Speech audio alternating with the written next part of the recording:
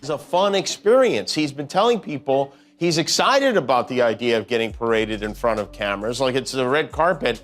And so he's been even asking friends if he should smile when he gets arrested, show or something. He's trying to decide on which of his many walks he will go with it. Will it be, for instance, will it be the toilet paper drag? Will he maybe do something royal and go with Block the Queen? Perhaps something international, like the get ahead of state? Of course, we all know the big baby elephant walk. We gotta talk. A lot of men seem to think that Donald Trump is some kind of tough guy. He's not. I mean, look at him. He wears more makeup than Dolly Parton. He whines like a baby. The guy's afraid of birds. When Jimmy Kimmel and Dave Bautista set their sights on Donald Trump, it's not a roast, it's a total demolition. Kimmel, armed with razor-sharp late-night wit, tears into Trump's blunders and insecurities like a surgeon. Then Bautista storms in with wrestler-level intensity and Hollywood bite, slamming home every insult until Trump's tough guy facade collapses. Together, they don't just joke, they flatten him, leaving nothing but rubble where his ego once stood.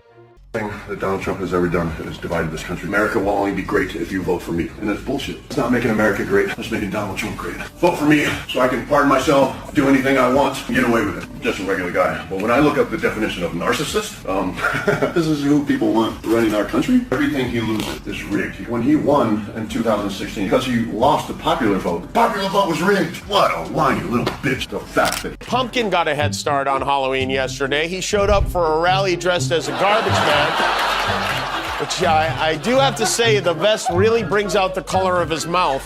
He even rode around in a garbage truck. He got a garbage truck and put his name on it because he is a ridiculous person. Trump hitched a ride in a garbage. For years, Trump's been an easy target for critics, comedians, and rivals. But when Kimmel and Bautista joined forces, it's not comedy, it's carnage. Kimmel slices through Trump's absurdities with surgical precision, while Bautista delivers sledgehammer blows that shake the foundation of his carefully crafted image. The result? Trump's persona doesn't just crack, it explodes into pieces. Perhaps something international, like the get ahead of state? Of course, we all know the big baby elephant walk. There's a ramp in the area, and this one is called the disheveled wedding guest. Here we have one from the debate, the menacing Hillary prowl. Or maybe the YMCA. Kimmel kicks things off by dismantling Trump's obsession with self-promotion. For a guy who brags about being the best at everything, his record looks more like a blooper reel. Busted casinos, failed airlines, sham universities, each wrapped in gold branding but collapsing in disgrace. Kimmel calls out the scam, pointing out that Trump's greatest hustle was never business, it was selling himself. Behind the glitter, just an ego salesman pushing his own hype. And let's have another look at our hero struggling to get into that truck in this iconic moment. He decided it would be a good idea to hold a press conference. Joe Biden should be ashamed of himself if he knows what he's even doing. And she should be ashamed because she shouldn't let him do it. The garbage is driving the truck. And then this lunatic decides to stay in the garbage costume for the whole duration of his speech, like a 4-year-old who wants to wear his costume to school. Bautista picks up the thread and yanks it harder, shredding Trump's fragile masculinity. This is a guy who loves to call himself tough, yet throws tantrums over late-night jokes. Bautista paints Trump as a fake alpha male, obsessed with crowd, sizes, hand sizes, and petty feuds. In Bautista's words, Trump isn't a strongman. He's a weak man pretending to be one, and every body slam metaphor lands with brutal clarity. It was rigged. Guilty up front because it was rigged. I know why he's so proud of turning down Roe versus Wade, and the reason is because he's a massive piece of shit. This dude got laughed out of the United Nations. That says a lot. It's gotta be the system's rigged. I hate Taylor Swift in all capital letters. What's more American than Taylor Swift? Nobody. Talking about Governor Whitmer. He was asking for federal help. He wouldn't return her phone call because she hurt his feelings. Can you think of anything more un-American? Shit all over Obamacare, promising that any week release his health care plan. Next week, we're gonna have something very shortly. It's like nothing you've ever seen, except it never fucking came. We love our country. Next, Kimmel dives into Trump's infamous speaking style. No leader in history has butchered the English language with such confidence. His speeches sound like broken improv routines, half-formed thoughts, contradictions, random tangents about windmills, sharks, and dishwashers. Kimmel turns it into comedy gold, showing how Trump turned confusion into a brand of authenticity. The real punchline? Millions mistook nonsense for brilliance. Young, straight, white men love Donald Trump. They see him as a macho man, if you will. He eats red meat.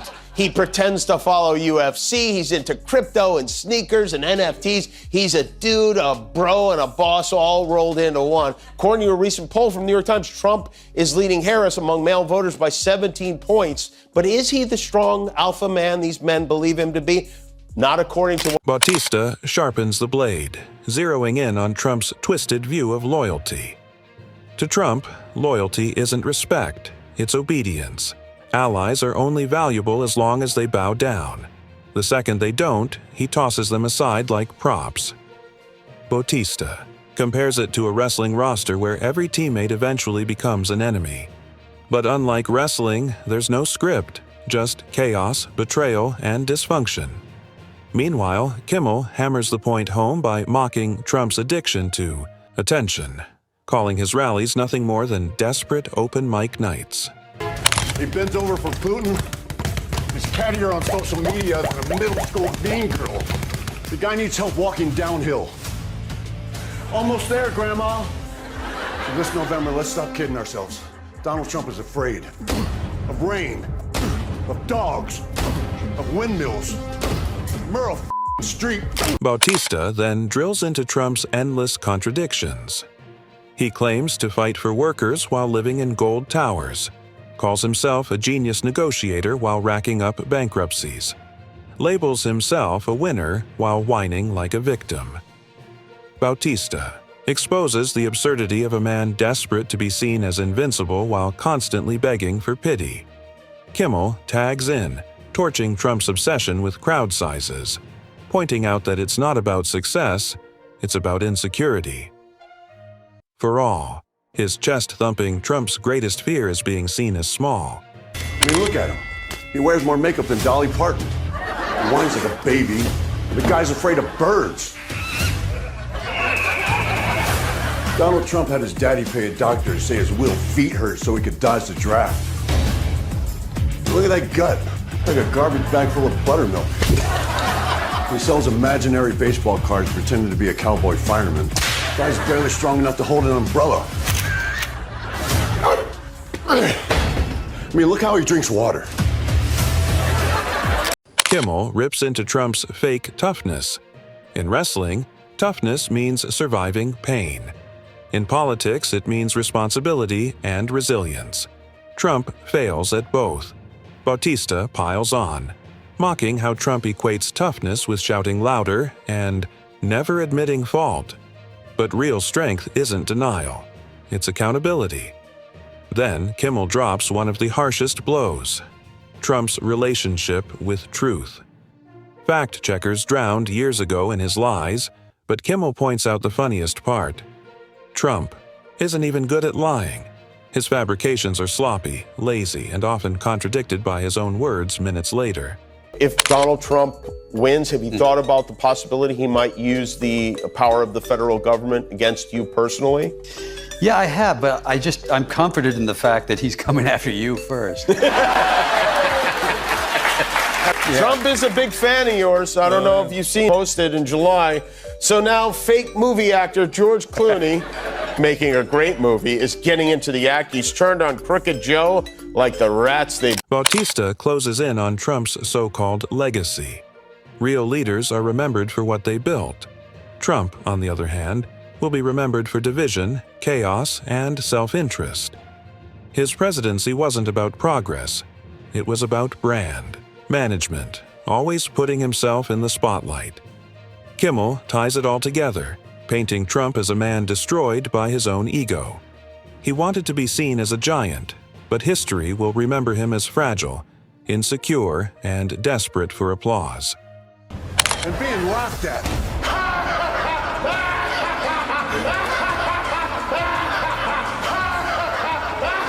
Isn't it past your jail time? But mostly, he's terrified that real red-blooded American men will find out that he's a weak, tubby toddler. Mommy, take me home. Mommy, I want to go home. What's wrong, tough guy? Did someone grab you by the By the time they're done, there's no illusion left. Bautista makes it clear Trump wasn't toppled by enemies. He crumbled under his own flaws. Kimmel and Bautista's tag team assault rips away the gold plating, the slogans, the bravado, revealing nothing but a fragile man desperate for attention. The cruel irony: the man who wanted to be immortalized as untouchable has never looked smaller, weaker, or more ordinary. He's got jugs, big ones, like Dolly Parton. He cheats at golf. He creeps around beauty pageant dressing rooms. You know that little dance he does? He looks like he's jacking off a pair of giraffes. He's moody, he pouts, he throws tantrums. No, get those lights off! He acts like a 5-year-old behind the wheel. Together, Kimmel and Bautista form a 1-2 punch Trump can't block. Kimmel starts by shredding Trump's obsession with staying relevant. Once a media giant, Trump now clings to Twitter meltdowns and recycled grudges just to stay noticed. His biggest fear? Being ignored. Kimmel drives that knife in deep. Every joke reminds Trump that people aren't laughing with him, they're laughing at him. Then Bautista steps up, ripping Trump's fake toughness apart with brutal comparisons. A man who thrived in the grueling pain of wrestling, and Hollywood calls out Trump's soft hands, golf carts, and meltdown-prone ego. The contrast is devastating and hilarious. Donald Trump's one thing, but it is absolutely astonishing to see these ridiculous Republicans desperately fawning over him, trying to get his attention and win his love. There are a lot of them. There are hundreds, maybe even thousands, but only 5 of them honored His Majesty so parasitically this week, they earned a nomination for the coveted title of Golden Groveler. And the nominees are Laura Trump. When history looks back on this time in America, I do believe that it will be Donald Trump and Elon Musk who were reflected as 2 of the saviors of this country and really of the... Kimmel doesn't just mock Trump's slip-ups, he dismantles the myth of Trump the businessman. Failed casinos, busted products, and a brand propped up by illusion all collapse under his punchlines. Bautista then slams the contrast. While Trump built his empire on smoke and mirrors, Bautista earned respect through real grit and hard work. Next to their combined force, Trump looks shrunken and pitiful. Every exaggerated hand gesture, every best-ever claim becomes fuel for their roast. The louder Trump shouts, the weaker he looks. I just got a review, and has there ever been a worse host than Jimmy Kimmel at the Oscars? His opening was that of a less-than-average person trying too hard to be something which he is not and never can be. Get rid of Kimmel and perhaps replace him with another washed-up but cheap ABC talent, George Slopanopoulos. He would make everybody on stage look bigger, stronger, and more glamorous. Blah, blah, blah. Make America great again. See if you can guess which former president. Finally, Kimmel and Bautista strip Trump bare by spotlighting his contradictions. He pretends to fight for the working class while living in golden towers, claims to be fearless but melts down over jokes. Kimmel's brilliance is making the absurd undeniable. Once you see it, you can't unsee it. Bautista adds his signature weight, mocking Trump's stiff stage presence and awkward gestures, showing a man desperate to look dominant but only revealing discomfort. The end result? Trump isn't remembered as a titan. He's remembered as exactly what he fears most: ordinary, small, and the punchline of his own show.